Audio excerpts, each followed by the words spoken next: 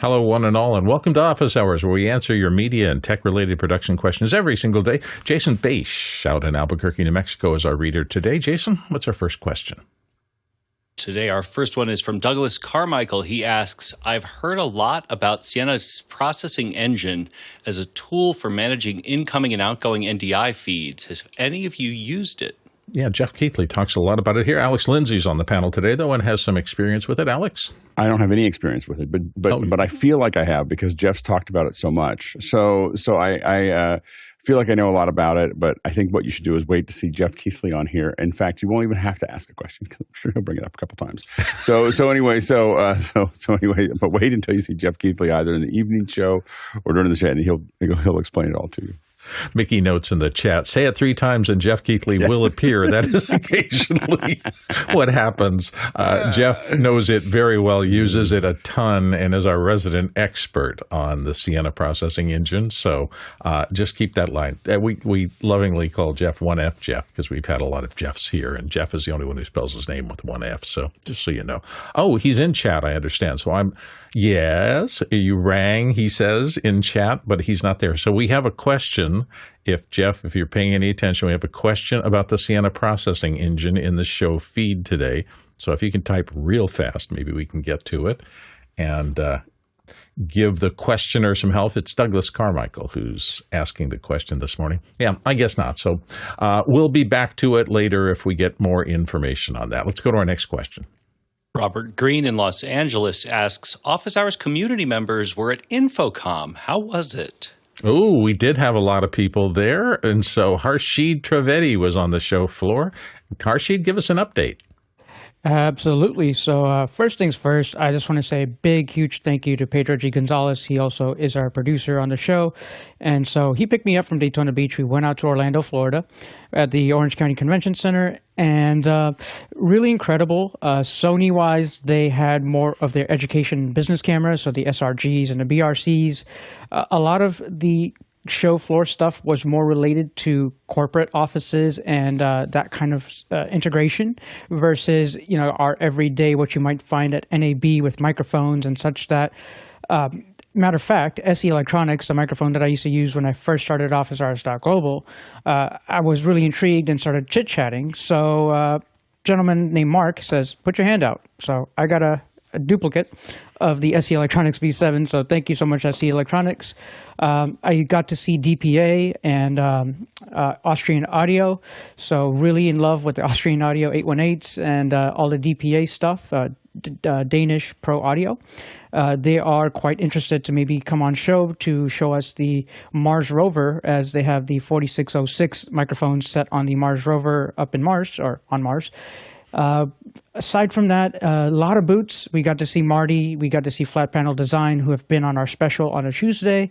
Got to meet up with Blackmagic Design, so I got to feel the tactile buttons for everybody, the G2 Extreme ISO.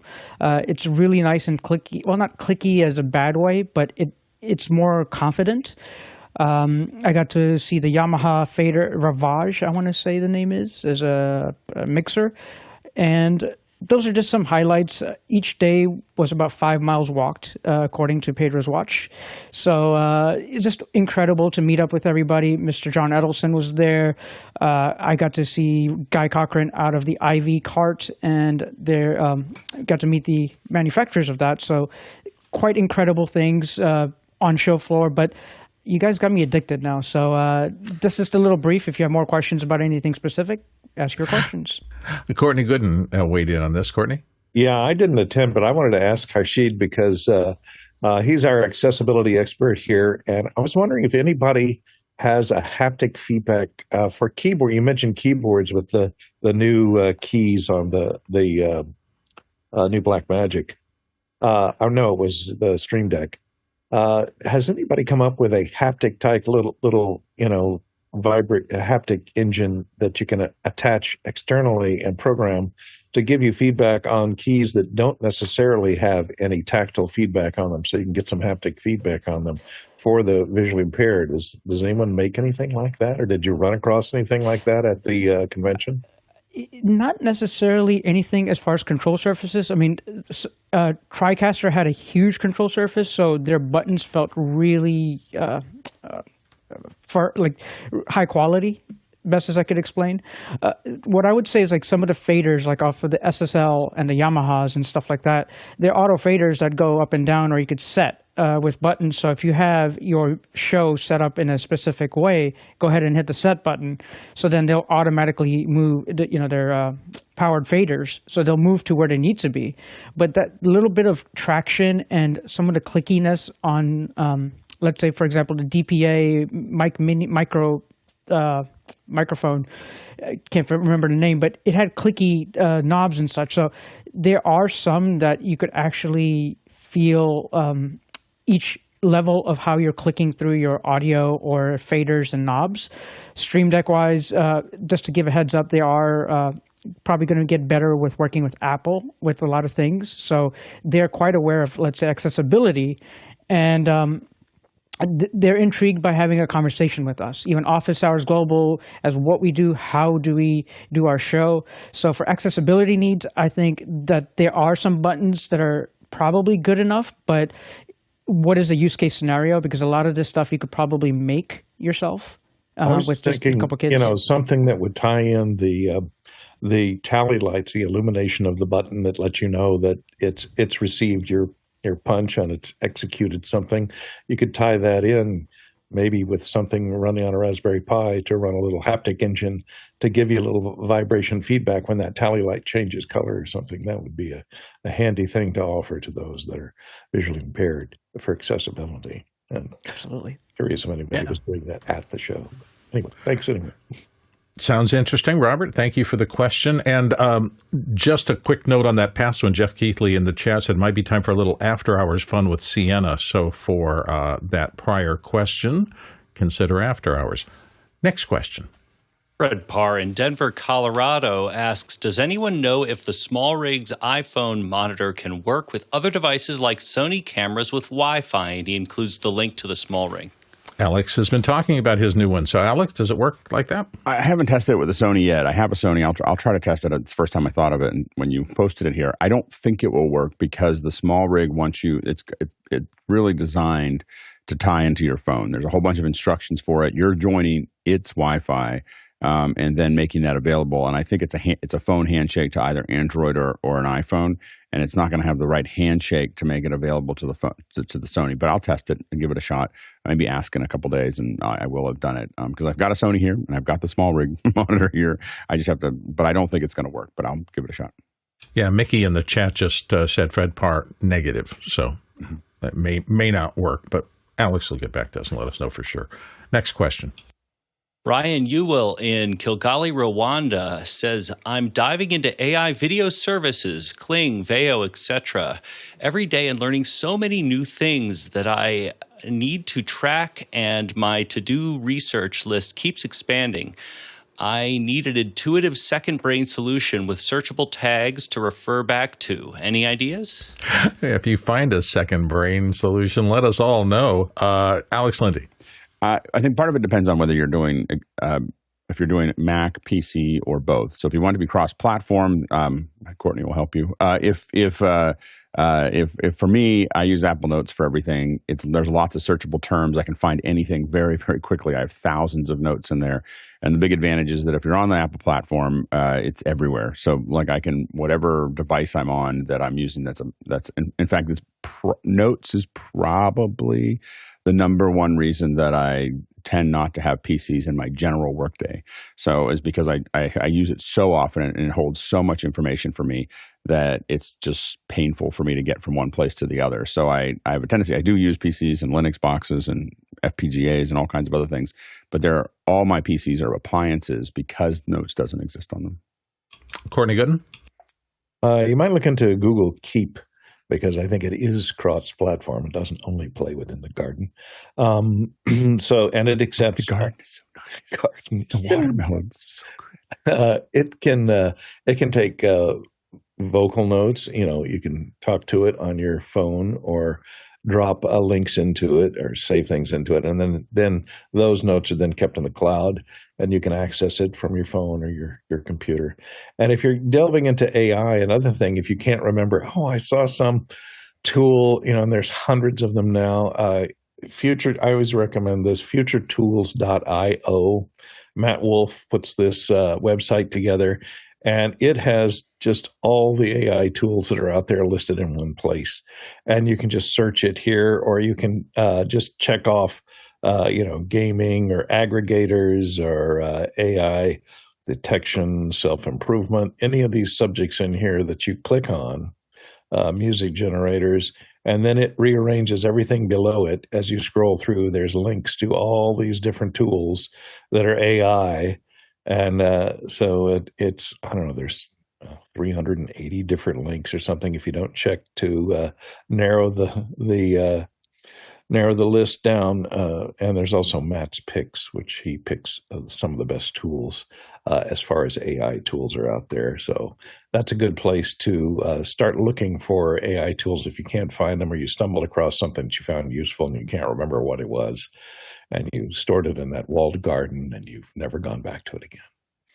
It's a little bit like the Ouroboros snake eating its tail, but Ryan Thomason in the chat said, ask Claude to write you an app to keep track of these things. So it's the circular AI writing AI for anyway. Don't forget, we are always taking your questions. You can ask them, talk about them, vote on them in Mukana. That's our Q&A system. If you want to get in, go to officehours.global/join. We'll send you an email within a day or two. Once you've done that, you can get into the community, and it is very active during the show every day, with people sharing even more information than you hear here. Next question. Paul Walhus in Austin, Texas asks, what are the implications of the new updates covering streaming, ATEM Switchers, Video Assist, and Blackmagic RAW just released from Blackmagic Design? Alex Lindsay. There's too many questions there. So I think you'll need to find something a little bit more concrete for us to ask. You can ask about one thing at a time, but I don't know. There's nothing new as of now that I know of that was released. I don't see any major updates. So I don't know exactly what you're asking about. But go ahead and ask us maybe one thing at a time, and we'll come back to it. Next question. Danny Grizzle in Longview, Texas asks, any pointers for extending a public meeting to include remote participation via Zoom? I want to include Zoom participants on the PA for all local participants, plus Zoom participant video in public meeting. ATEM Mini multi-camera.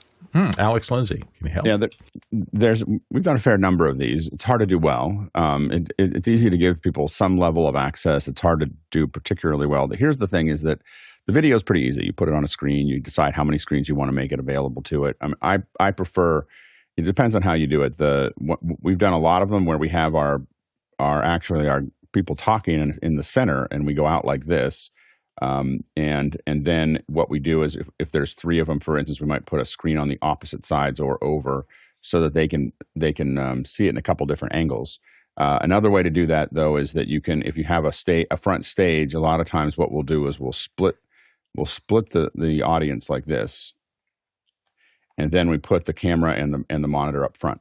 And so that way you don't have any seat kills. You just put in the aisles where it makes sense for you to put it, but it does make people feel like they're in the front row. As soon as you put the cameras in the back row, we find that people move into passive listening and disengage more readily. So making them feel like they're more in the front row tends to have a positive effect on their participation.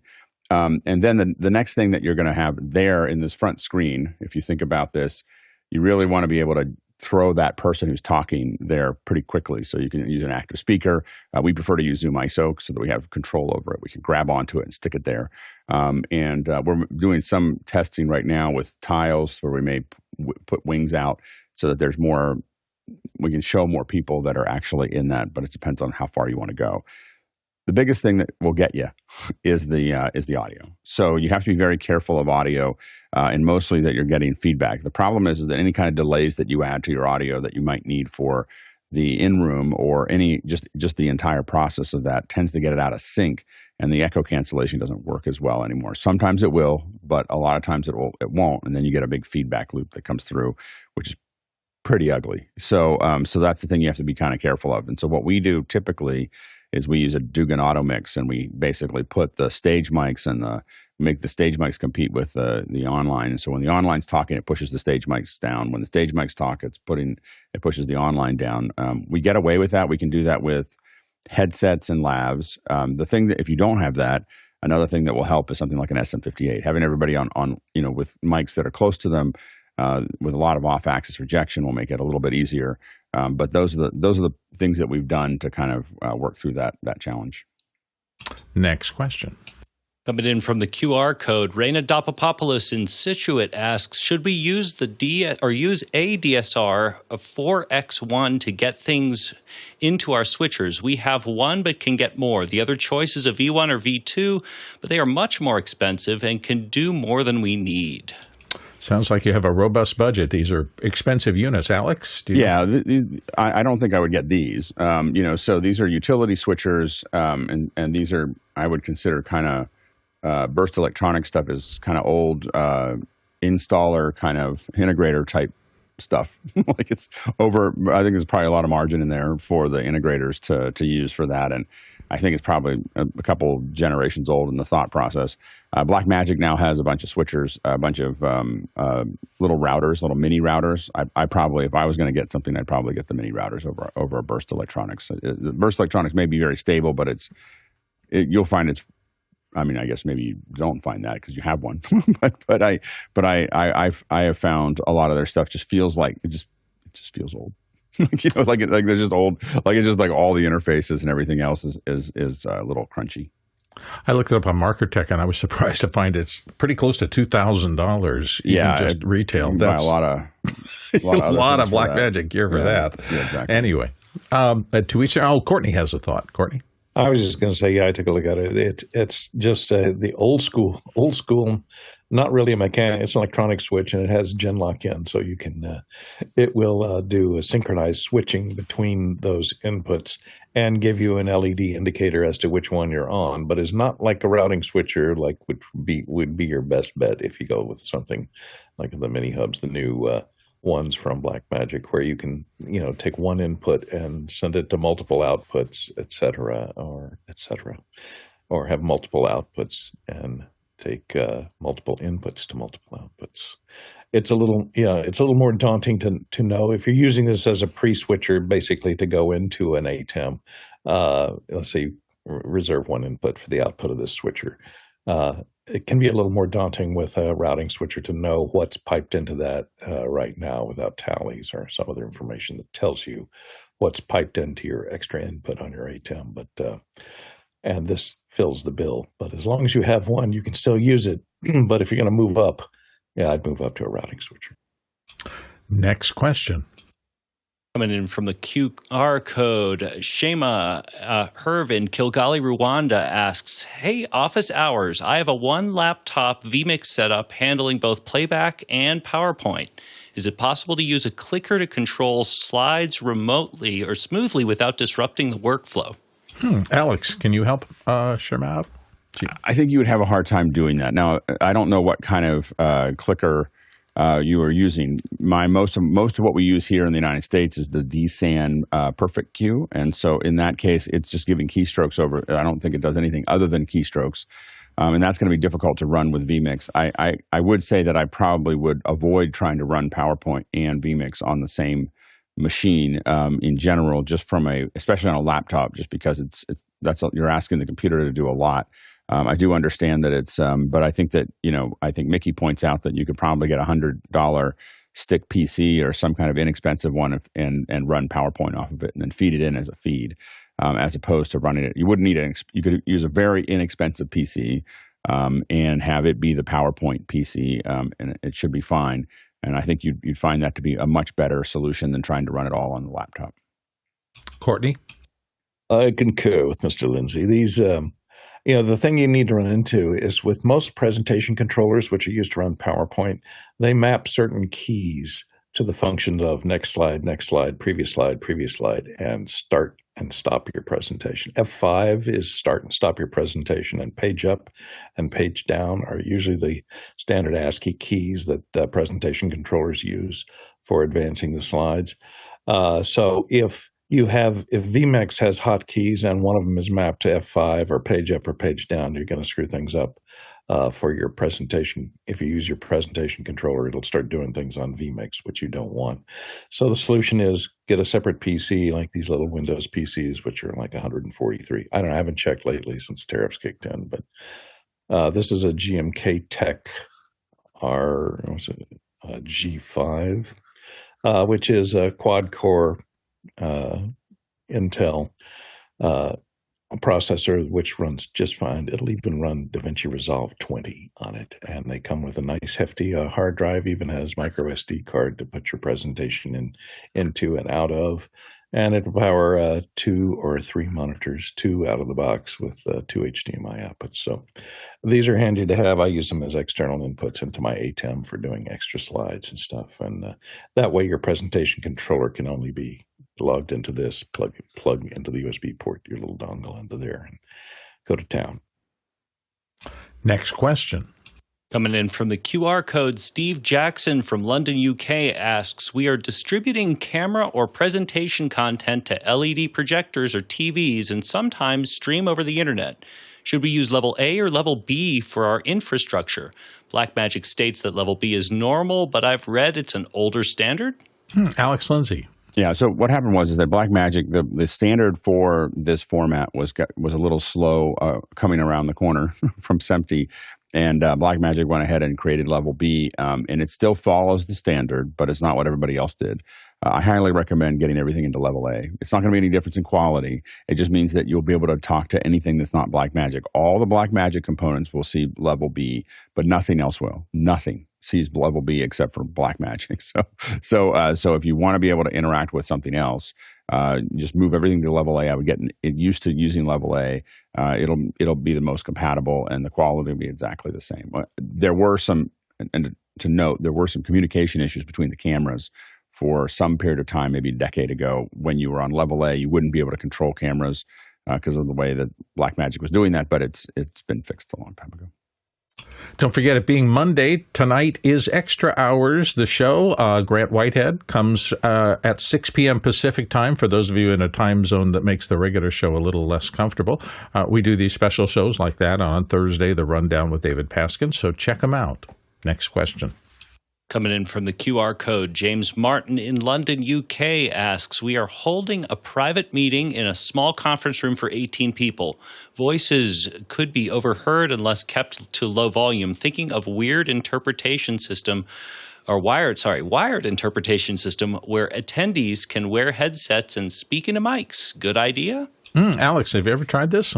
I don't know if I would try to put all the attendees, having all the attendees use mics is, can be, you can definitely have people who want to speak. You can have standing mics that people go up to. You can hand mics out. So that might be what you're talking about. And if that's the case, that's fine. I think headsets with mics for everybody would be complex. But I think that as far as interpretation systems, a lot of them work with headsets. And so there's a variety of different ones. For something temporary, there are companies that actually provide the service. They'll bring all the little belt packs for you, and you can change the channel up to 6 channels and listen to whatever language you have. The interpreters typically are, if it's a smaller room, you put them in another room. So, and interpreters oftentimes will come with their own booths that they can set up very quickly that they can be in. But usually in a smaller room, you're not going to be able to keep them in the same room because they have to be able to talk. So that's something that you might want to think about. I think that, again, for smaller events, I think for larger events, we're going to have human interpreters for a long time. For smaller events, this is going to change very quickly over the next year or two, where I think most people's phones will be able to do translation in real time. You're already starting to see Apple go down that path, and it's a little bit of Apple and Google and Microsoft. Microsoft was the leader of this for a long time. Skype for Business was able to do it for 60 languages, maybe 5 years ago. So Microsoft's been by far in the lead, and then Google, and then Apple is just a little late to the game related to that. But I think all of them are going to get to a point where the language of the feed or the language of someone talking in the room is going to become less and less an issue probably over the next 3 to 5 years. Jeffrey, Courtney Gooden, sorry. Yeah, that's what I was going to suggest. If it's a small enough room where, almost everyone has a phone with them these days, and they could just get a wireless earpiece for it and turn on Google Translate, which you can choose which language is your source and which language is your destination. And that way each person could have a different translator, and you wouldn't have to hire any extra people or hear or translate and wire things. They could just have their phone set on the table, and the phone could then hear, hopefully, everything that's going on in the room.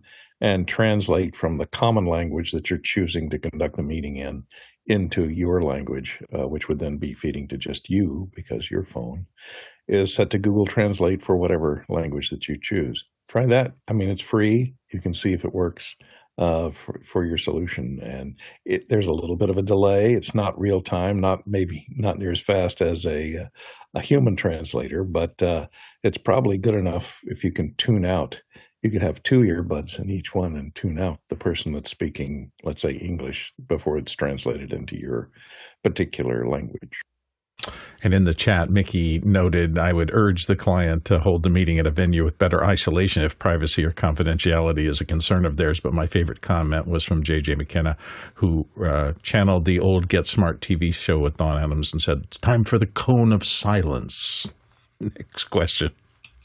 Coming in from the QR code, Daniel Ferguson in Thousand Oaks, California asks, my late father was a well-known boss jock, and I'm starting to digitize and share his legacy audio, video, and still images to fans. What are your thoughts on taxonomy, best naming, and folder structure tips for keeping archived assets organized? Big question. Alex, do you have some thoughts for him? Yeah, so one of the things, you just have to decide, are you creating these names for the people looking at it, or creating the names for you to keep track of it? And so that's the thing to kind of think about there. If it's to keep track of it, I would start building codes to make this happen. Try not to use whole English words because they get too long and you have so little information. You can put a whole paragraph into something. So typically, most of the naming conventions that I do are there's a certain number. I look at what my naming needs to be, and there's a certain number of characters, then split up with an underscore. You can't use, because you don't know what operating system you're going to be in. So then you have these types of things, and so this will tell you enough about what you're doing. Now, typically, what happens is I go from general to specific. So the last thing here might be V01, right, or something like that. And the one here might be the overall project, and it can't be any higher, or maybe it's just you, but whatever this is going to be your most general. And as you keep on going through these codes, now the thing that I do with this naming convention is that we don't ever change the number of letters. So you decide it's going to be a 4-letter code, a 3-letter code, a 5-letter code. Rarely go below 3, and I rarely go above 5. So it's usually just these codes that we kind of put in.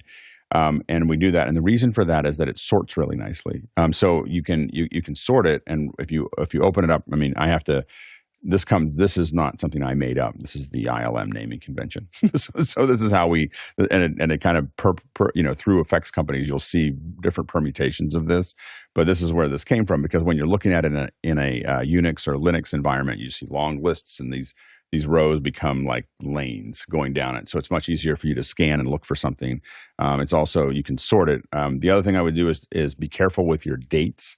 So if you're putting dates into it, you want to start with year and then month, and then your day, and so that's how I would go through that. And that way it will always, when you sort by that group, it'll always be in the right order. So those are the things that I would recommend as far as that goes. There's some people who will make all of the folders capitalized and all the lowercase and everything lowercase. I make everything lowercase because I don't like to use the extra keys. And so like when I'm typing something in, I just make everything lowercase because I don't want to actually have to, if I'm doing a search, I don't want to be looking for capitals. Courtney Gooden. Yeah, if your father was a boss jock, he probably moved around a lot. And so I would set up my organization using the methods that, one of the methods that Alex was mentioning. You can set it up by folders, or if you set up a website with links organized on pages, you could, for his fans to access, you could organize them by call letters of the radio stations, because people may remember him on a certain radio station where they were in a certain city. So you could just organize them by call letters. That way they can find the air checks or whatever audio you have from that particular station in that particular folder, or by date. You could do it by date, city, or call letters. especially if you're looking for radio fans. That might be a solution for you to how to organize things, because people will remember somebody that worked for a certain radio station at a certain time. And if you punch in those two search criteria, you should be able to take you to a folder or to a page on a website where air checks or stuff from that particular station can be found. Nice question. Thank you, Daniel. Next question. Todd Rains in Allen, Texas asks, the Blackmagic design question prompted me to look. I found that ATEM Switchers update to 9.7.1, quote, adds timecode for both ATEM, or adds timecode support for ATEM Streaming Bridge. Will this affect the use of these products? I often thought about getting one. Alex Lindsay, what do you think? I don't know. I don't really use the Bridge products. So I guess I've seen lots of examples of them, and none of them I particularly liked of using the Bridge product. So I don't know if that'll affect much of how I would do it. It would mean that you would be getting that time code back, and you could potentially use that time code to resync things later if you're doing something in post with Resolve. I think that's probably the number one use case for it.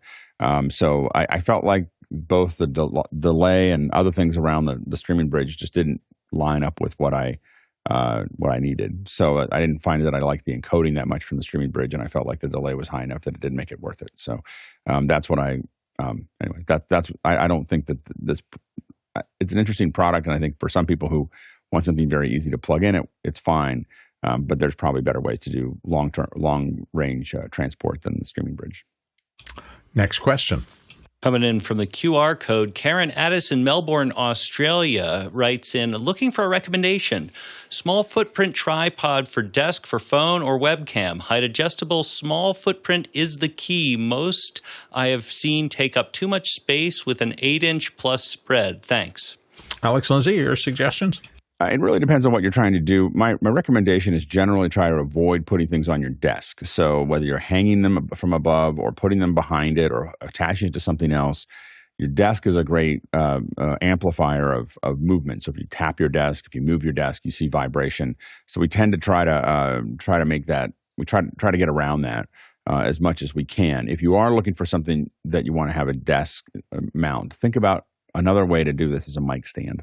So you can get a converter from the horrible, most frustrating way that they deal with mic. I don't understand who decided that. I think they just looked at a pipe fitting and thought we could make it smaller or something. I don't know what it was, but whoever started the idea that we're going to have really, really fine turns on our mics so that we have to figure out how to get it perfect. I think it was just like a test to see if the interns could pull this off or not. But the threading on mic stands drives me crazy. So one of the first things that I do with a mic stand is I put a 3/8 inch on it. So you can convert that to 3/8.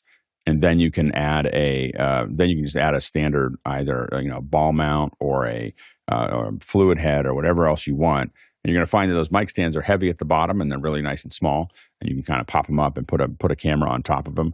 You may find that if you're looking for something that's really, really small, mic stands oftentimes give you a very small footprint, but enough weight to kind of keep your webcam in the right place. But again, I would try to get it off of there. My favorite mic stand to put behind things where I don't have a lot of space behind a desk are the Triad Orbits. They are a little bit more expensive, but they're heavy and they're very configurable. Corny Gooden. Well, what I use? I don't really advise putting a camera mounting it on the desk anyway, but if you are, as long as your desk is, solid steel or wood, the old magic arm, and you can get these in lengths. This is an incredibly long one, but I usually only have 2 sections in mine, and each one of these sections here can be tightened down with a nice T connector. They're all ball joints, and you can position it wherever you need in space without having to worry about where the legs go or how much space it's going to take up on your desk, because this can clamp to the edge with a C clamp that it's got there. And they make these in anywhere from 2 inches to 6 inches, 8 inches, 12 inches. This is a particularly long one, but that's if you had to get it up, a couple of feet above a monitor or something. I have my camera right now mounted on a magic arm, and it's a Canon, so it's not a webcam, and it does okay, although that puts it pretty much at the limit of the holding ability of that magic arm. So it depends on how heavy a camera or phone you're going to mount on it. But generally, those magic arms, and there are cheaper ones. These are cheaper ones that are made in China. They're not as good as the Israeli arms that are made in Israel, but who knows if those are still available right now. So take a look on Amazon. You can just search for magic arms, and you'll find many of these. Hey, don't forget, if you have questions you want to put into the show queue, you can simply type askofficehours.global. That's askofficehours.global, and that will get you right in there. Let me toss up, I don't think I set it up, so let me just switch this real quick, and then I'm going to toss up the QR code in case you want to just take a picture of that with your phone. It's going to all get you to the same place, and that's askofficehours.global. That's kind of the quick way into the show Q&A system. So if you've got a question, askofficehours.global. Next question. Francis Fry in Cambridge, Massachusetts asks, I'm trying to send a computer output to my ATEM Mini Extreme ISO from an M4 Mac Mini. Do I need something in between the HDMI out on the Mac Mini and the ATEM? Alex Lindsay, what do you think? Francis, let us know if you're having trouble with that. It should work just fine. You should be able to plug the HDMI out. Now, typically, that is your primary output from your Mac Mini. And so what I would tend to do is have my Mac Mini on my M4 Mac Mini on a monitor from the main HDMI. Then I would use a USB-C to HDMI output to take a second monitor from the M4. That way I have a control one, and then I'm sending to whatever I'd like to send to the switcher. So it is important that it find something. Now, the Mac Mini could be doing a bad handshake there. One thing that I would try is if you're having trouble, try plugging it. Here's the funny thing is plug it into port 1, see how it goes. And then if it doesn't work, plug it into port 2. Port 1 and all the other inputs are different. Port 1 is designed to get and it defines what it comes in. If you have your switcher set to automatic, port 1 is the one that it's going to tell everything else what it's going to convert to. So that could be an issue there. If once you've plugged it in, as Mickey said, make sure that you have the same refresh and so on and so forth. Once you have it plugged in, this is why it's nice to have the HDMI go to another monitor and then a USB-C to HDMI go to the switcher, is because now you can open it on that monitor. You can look at what it'll show that it's talking to Blackmagic, and you can see what its settings are. One thing that sometimes projectors and Blackmagic switchers have a little trouble with is that Apple does this quad pixel thing with to increase the apparent rate. So even though it's treating everything like 1080p, it's really a 4K image, and it confuses projectors and sometimes switchers because it's sending a 4K image but treating it like a 1080p image. And where you can find the way you can fix that is you go into your monitor settings, and there's a little button in the lower right that you click on that says Show All Resolutions, and go up to 1080p low resolution. That's just true 1080p. So that's a true 1080p. It takes out the quad pixel processing that the Mac is doing to make things look smoother. So that may be another thing to look at if you're having some trouble. Next question. Paul Walhus in Austin, Texas asks, in this pic of the SmallRig video monitor, what are the components that are grayed out in the picture other than the iPhone, of course? Oh, I didn't look at that. Alex, did you get a chance to look at it? Yeah, so this is the what you're looking at here. These are other SmallRig components. Let me get a better color here. So this is a rig that goes right around your phone. I don't recommend that rig. I've got a couple of them. I don't recommend it because I prefer to have the more modular rig that allows me to. I don't think I have it in arm's reach here. That allows me to clip other things onto it. But this is a handle that comes with a lot of the SmallRig gear. So those are the other two pieces. And they're not. Neither of them are particularly expensive. The handles, I don't know. They come with so much gear. I've got those handles laying around everywhere. I don't use any of them. And then the one that goes right around was how I got into using SmallRig. But I prefer the larger one because I can put more components on it than that little one. Next question. Pedro G. Gonzalez in Jacksonville, Florida asks, I'm curious, has anyone experimented with using audio transducers to transform a window or a flat wall into a speaker? Oh, Harshit Trivedi's going to help us out here. So here we go again, take you back to Info Comm. I saw a company called Revolution Audio. So I have a coaster in my hand and some tape, but just to kind of give you the size-wise of this coaster, they come in pairs. It's for $5.95, and so it can go behind a wood panel, a wall that's like what do you call it, a sheetrock, anything aside from concrete. So for corporate venues or just offices, when you're having, let's say, music in a restaurant or people talking, me and Pedro got mind blown just by the sound that it offered, just for the two pairs of transducers that were placed behind the fake wall that they had in the demo area on the floor. So if anybody's tried it, Revolution Audio is just amazing. Courtney Gooden. I tried something like this more than 50 years ago, 60 years ago. So they've been around a long time. And I bought these transducers, and I had in my room at my parents' house, I had sliding hollow core doors on the closet that they're wood. They're about, inch and a half thick, and they're just very thin layer of Luan with, and I was able to mount these transducers on those doors. It worked. I wouldn't call it full fidelity, but if you're just doing background music or PA announcements or things like that, it might be a good way to kind of hide the speakers.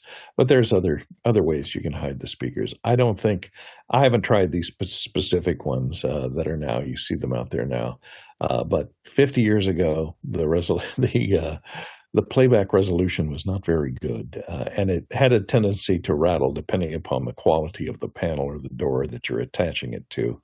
You have to make sure that it's locked down good and that you don't have any loose parts or loose screws in there because they will vibrate out. So you have to seal it to the wall. I think they use adhesive now for attaching these to this. The driver attaches some type of adhesive, but we'll see. It doesn't. I've not my choice for super high fidelity because the wall doesn't have very much.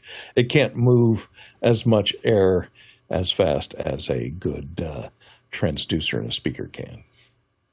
Hey, if you value what we do here, there are a few ways you can help. You can like and subscribe to our YouTube channel. You can volunteer at officehours.global/volunteer, become part of the team that makes all of this possible, or the simplest ways you can donate if you'd like to. We are 501c3, so donate at officehours.global/donate. Next question. Roscoe Jones in Madison, Indiana asks, what do you think of Avid tools going to AWS? Is this a new business model or a response to market pressure? Alex? Both. It's both. It's a new business model that is a response to market pressure. I think that it depends. Cost of ownership is going to depend on what you're doing. If you're using it all the time and generating revenue against it all the time, it may make sense for a big company like MGM to do something like that. But I think that it is everything's going to end up in the cloud at some way, shape, or form. So I think that you're going to end up being able to get these things and have those assets. And I think when you're doing global productions, which is where almost every production now is becoming a global production, it's not being based in LA or in New York. Having things in the cloud where all those assets are shared just makes a ton of sense. So I think you'll see much more of that. Next question. Danny Grizzle in Longview, Texas asks, I'm a longtime fan of Epiphan Pearl Mini. I love the product, but considering a personal purchase of a Magewell Ultra Encode AIO due to far lower cost. Pros and cons. Alex will help you out here. Alex? I haven't used that specific Magewell, but I have used a fair number of Magewell products, and they've all been great. They've been getting better and better and better. It's one of those typical, like you see a small company doing something relatively interesting, and then as they make more money, the design and the stability and everything else gets better and better as you move forward. So I think that for the price, I think the Magewell is probably one of the better encoders in that price range. Hopefully that helped you, Danny. Next question. Our own Harshid Trivedi in Daytona Beach, Florida asks, I just wrapped Info Comm and I have a lot of assets between my Pixel 9 Pro and Samsung S22 Ultra. What is a workflow that I can consider sharing amongst our office hours teams, for example? Courtney Gooden, can you help out? Well, it depends on what those assets are. If they are pictures you've taken or audio recordings that you've done, I would use Google Photos for the for the pictures, and maybe look into that, which is any of the cloud-based file systems, Google Drive, for example. You can make a custom folder for Info Comm 2025 and throw all of your assets into that custom folder. And then you can hand out links to that particular Google Drive folder to anyone on office hours that wants to take a look, and we'll grant them access to anything in that folder, and they will have to use their own playback device to play them back, whether they're audio files, photos, or video files. So that would be my best solution for doing that, is because that's how I share assets all the time, using Google Drive or Google Photos, or move them from Google Photos, if that's where they are, into Google Drive, into a specific folder for that particular conference, labeled for that particular conference. Next question. Douglas Carmichael asks, I just saw this article from NAB about the importance of spectrum in sports broadcasting. Thoughts? Yeah, I'm taking a look at the listing here. It says spectrum, the hidden infrastructure behind major sports broadcasting. So this must be an analysis of kind of what goes on behind the scenes in terms of using spectrum for sports. Huge, huge industry. Alex, you have some thoughts? Yeah, a lot of this is trying to defend the spectrum from the virus that is 5G and coming 6G. There's this push to steal, for the cell companies to steal, and I'm saying steal because they're not paying for it. If they were paying for it, it would be buying, but they're stealing it. They're stealing our spectrum as production people. If you look at what they did to our wireless mics, that was theft. That was a pure theft, and they should have, if they're going to pay $19 billion, they could have paid another $500 million and bought everybody. It would have been like, okay, here's $500 million and everybody gets to buy new stuff. And all you got to do is bring your transmitter and receivers in and you get to replace them. You have Electrosonic, you go to Electrosonic and they just give you new ones, and that's what that would have been fair and square. That would have been eminent domain used the way it's supposed to be used. But instead, they just took the bandwidth. They took it away from us, and it cost people hundreds of millions of dollars of losses because of that. It was wrong, and we have to start really. And so what NAB is doing here is trying to defend, like, hey, we're actually using the spectrum, and I know that you guys don't pay much attention to it, but maybe you shouldn't steal it from us, And I think that I'd love to see someone at the FCC have some semblance of a backbone and just tell the telecommunications companies that they have to pay for.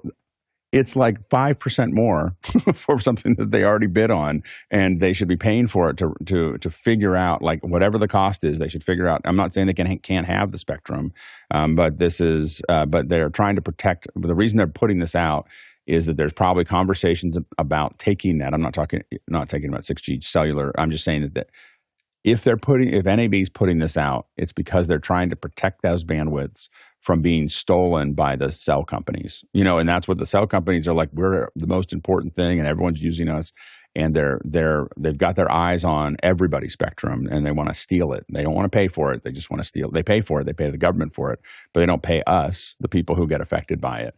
And so that's stealing. The government's stealing from us, really, because they're not forcing these carpetbaggers to pay for it. Next, Courtney Gooden has one. Well, they loaned it to us, that spectrum to us, because it was in the middle of broadcast television bans in the analog days. So we were only allowed to use that spectrum if there weren't television stations using those particular frequencies in our neighborhood. That's how the FCC allocated frequencies across the nation for television broadcast. But now that we're getting into free use of 6 megahertz area, everybody's competing for that particular free space because it's unlicensed and uncontrolled, and that's where the problem, I think, is arising. I agree with Alex. They do need to set aside a specific frequency for wireless mic transmission. Well, they're not talking about just wireless mic transmission here. What they're talking about is satellite uplinks. They're like, hey, right. I know you guys think we're not using the satellites, but we're still using this. We're still using those. You're like, you got to figure that out. That's the issue. Is there's a lot of other things that bandwidth is being used for, and the cell companies can't come in and just take it all. Like that. I think that's the problem. And nothing's gotten better since 4G. like this is all a scam. Yeah, the problem is now it's become a global market, where before the FCC had some control just over the American market. But if you're trying to produce something, it has to be a global product. It has to serve. It doesn't have to be. To be profitable, it does. No, it doesn't. The United States is a pretty big market. Unless you're selling it for a lot of very expensive money, if you're making a consumer product, it's going to land the consumer. It's got to be profitable, and it has to work all over the world without making, different versions. We've tried that in the cell phones originally, and it was a global mess. So they're trying to go with a single type of an agreement between different countries over wireless assignment, and that can get very tricky because it involves treaties and changing political climates in each of those countries, which can change things. So it's a lot more tricky than just saying these are ours and you can't use them. Next question. It's not that much trickier than saying these are ours. It's like, I'm sorry, I just have to, if you want to see a funny law kicks in here, doesn't the FCC? No. Just a slight digression. Just search on YouTube for British Museum stolen, and just do that. And there's a British comedian who talks about the British stealing all the antiquities from all over the world and putting them in a museum. And anyway, so that's all. We can't show it on the show because he swears. Next question. It's also an excellent clip. Scott Tupper in Livermore, California asks, Apple released its first haptic-enhanced trailer for the movie F1 viewed on the iPhone. Is this just a gimmick, or will this technology gain traction? And that was a QR code question. Alex Lindsay? I think for trailers and ads, it's probably something that you'll see more of. I think Apple will do it for a while. I don't think that the technology has been made public, so it's not something that anybody can just go do, or at least do easily. But I wouldn't be surprised if you see at some point you see Resolve and Final Cut and maybe Premiere have a vibration track just added to it, and you just you can add whatever vibration you want into it as part of the edit. And it just kind of comes through. I think that's where we're probably going to end up, but it'll probably be a couple of years. Harshid? I'll walk you back down to accessibility lane. And so we have seen different tools from Apple, especially when we saw the watch where you could clasp the watch's head and answer a call that way. So this is another feature I would say that has been taken from the accessibility box. And so put it into advertisement, put it into immersion, because we got to remember Blackmagic Design is also working on immersive cameras with them. So I don't think this is going away. I think we're going to get more of this stuff, but this is just a little hat out of the accessibility box. Next question. Paul Walhus in Austin, Texas asks, what's the beer budget alternative to SmallRigs 36-inch lightweight video production camera card? He includes the link. Yeah, that was a pretty expensive unit, as I recall. Alex, did you take a look? Yeah, it's pretty expensive. There's not really, that is the most affordable version of it. I mean, you can get something that has a lot less in it, something like this if you go to Film Tools. Film Tools has a lot of these, and that's much simpler than what is going on with the, and this one's still $2,000. If you're looking for the beer budget version, you're probably looking for a catering cart. So that's the beer budget version of it. I don't know how much the catering carts are, but that's probably, you see them around every once in a while. When you see them go by, oftentimes you go, oh, they're just getting started. So like if someone brings a bunch of gear on a catering cart, you're always like, again, this is their first try. And I say that as someone who my first shows were brought in with catering carts. Yeah, I remember some of the flaky tables on wheels that I used to drag out to shoots when I was I had a lot of catering carts. I thought they were really cool when I first got them. I was like, wow, this is great. You got to level up here, level down here. We can stack gear into it. But over time, you stop using those. You get a little tired of that. Plus, they tend to not last. When you have cheap good stuff. Rubbermaid will last a long. Like a catering cart is designed to be like thrown downstairs, so a lot of them will last a while. They do get pretty nicked up after a while. Yeah, the charm of something not collapsible on a production vehicle, not exciting for me. Courtney, you wanted to weigh in on this? Well, if you're going to, that other cart that you showed there is $1,800. So that's kind of pricey. I went the DIY route and found these were on sale at Costco. It's a Costco without the T cart. has these a convertible 4-in-1 hand truck. And I converted one like this because it folds flat, and the base plate here, the little lip folds down flat, and then this handle folds in. And so you can then slide it into your car. It'll fit in a station wagon, etc.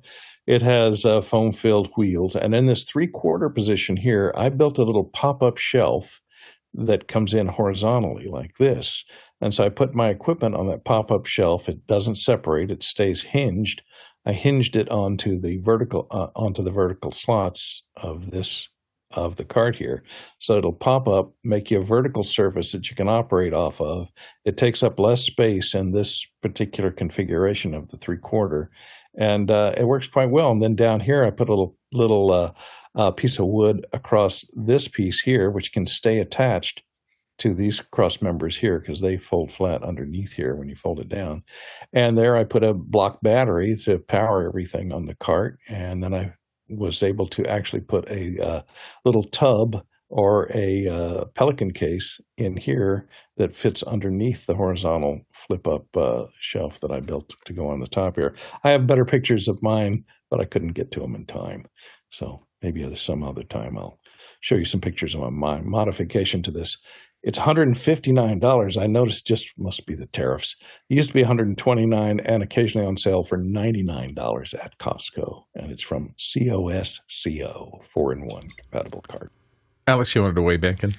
I have 2 words for you, Paul. MIG welding. so get you some aluminum stock. You get some stuff. You just make that. But I would save the beer until after the welding. That's all I'm going to say. If you're in a beer budget, the beer comes after the welding, not before the welding. The welding will be much messier and more dangerous. Not quite as bad as, but close to it. Drinking and driving is drinking and welding. It's bad combination. Just remember, if you have the old fashioned, if you're doing the old fashioned welding, making the little smiles. Just remember that you always clean the weld with the same hand. That's the key.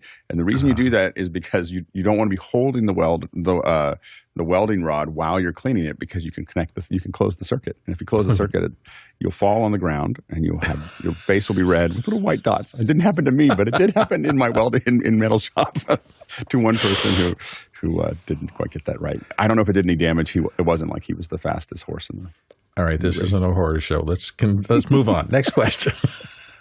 Coming in from the QR code, Daniel Ferguson in Thousand Oaks, California asks, does anyone have experience remotely supporting an elderly parent's AV equipment needs?